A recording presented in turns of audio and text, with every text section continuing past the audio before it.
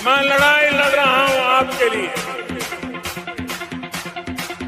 भाइयों बहनों, ज्यादा से ज्यादा ये मेरा क्या कर लेंगे भाई? नहीं बताइए क्या कर लेंगे? अरे हम तो फकीर आदमी है, झोला लेके चल पड़ेंगे।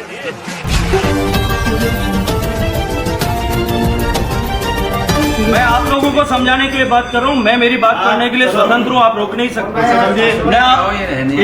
न आप रोक पाएंगे, न अशोक गहलोत रोक पाएंगे, न सचिन पायलट साहब रोक पाएंगे, और न आपकी पार्टी, आपकी मानसिकता के कोई लोग रोक पाएंगे। और देश में हमारी आवाज को दबाने की ताकत अब किसी में नहीं बची।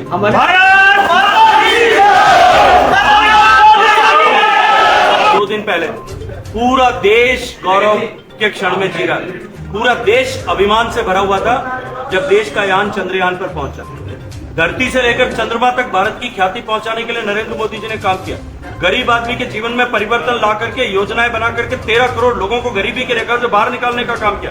देश की सीमाओं को सुरक्षित करने का काम किया। और मैंने तो कल कहा, परसों, जब चंद्रयान की लैंडिंग चांद पर हो रही थी और उसको लाइव देश भर के करोड़ों लोग और दुनिया भर के करोड़ों लोग देख रहे। भारत इतिहास बना रहा था। पहली बार दुनिया में साउथ पोल ऑफ मून पर लैंडिंग हो रही, सबसे कम खर्चे में हो रही। चौथा देश ऐसा भारत बन गया जिसने सक्सेसफुली लैंड किया। और भारत जब वहां लैंड कर रहा था तब मैंने कहा, ये पत्रकार मित्रों से, मैं उस समय में धौलपुर में था, मैंने पत्रकार मित्रों से कहा, मैं कहा ये तो अच्छा है कि ये लाइव टेलीकास्ट हो रहा है, वरना इस पर भी शायद सर्जिकल स्ट्राइक की तरह और एयर स्ट्राइक पर प्रश्न मेरे साथी खड़ा कर देते। अगर आप सब लोग 5, 10, 7, 10 मिनट का टाइम दे सकते हो तो मैं नहीं, मेरे तो सुनिए, मैं आपकी बात करता हूँ। 10 मिनट का टाइम अगर आप लोगों के पास में है तो 25 सांसदों ने क्या किया और राजस्थान की सरकार ने क्या पाप किया, मैं आपको कह रहा हूँ क्या पाप किया, मैं आपको खुलासे के साथ में बताना चाहता हूँ।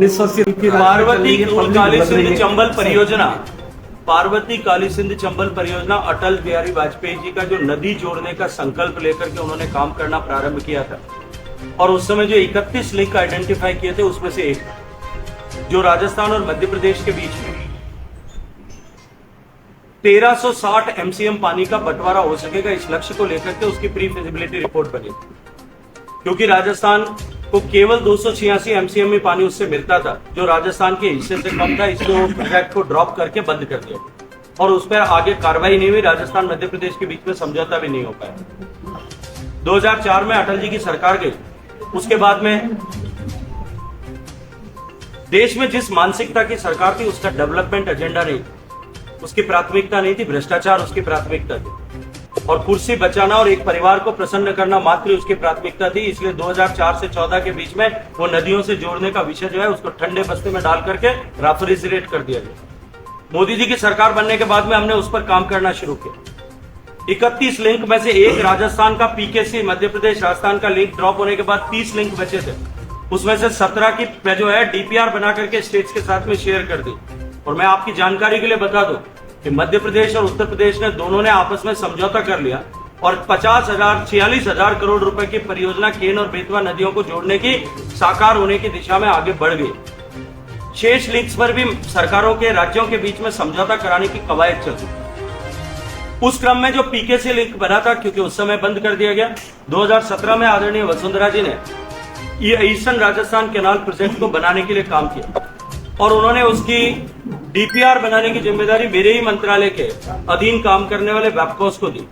और उस वेबकोस को जिम्मेदारी देने के बाद वेबकोस ने जो भारत सरकार के तय नियम है, जो हमने नहीं बनाए, 1960 में योजना आयोग ने बनाए थे और 3 बार योजना आयोग 2014 तक उनकी समीक्षा करके तय कर चुका है कि यही नियम से भारत में प्रोजेक्ट बनेंगे। उसके अनुसार प्रोजेक्ट बना करके डीपीआर बनाया था। राजस्थान सरकार ने कहा कि हम मध्य प्रदेश से समझौता कर देंगे, हमको इससे बड़ा बांध बनाने की आप अनुमति दे दें। उसकी भी डीपीआर बना के दे दी। नक्शा नवीश को ये कहेंगे ये भाई साहब चाहते हैं उतना बड़ा नक्शा इनके प्लॉट पे बना दो, वो बना दे। अरे भैया मेरी बात सुन लो ना, तो पूरी बात सुन लो। कहानी करो पूरी, मैं मनोहर कहानी सुनाऊंगा तभी आपके जैसे लोगों का जो दिमाग में आपका प्रश्न आ गया मंत्री जी को। आपके नहीं, मैं पूरी बात कह के रहूंगा। आपको अगर सुनना है तो सुनने का धैर्य से सुनिए, नहीं सुनिए तो आप मनोहर कहानी बाहर जाके पढ़िए। मैं आपके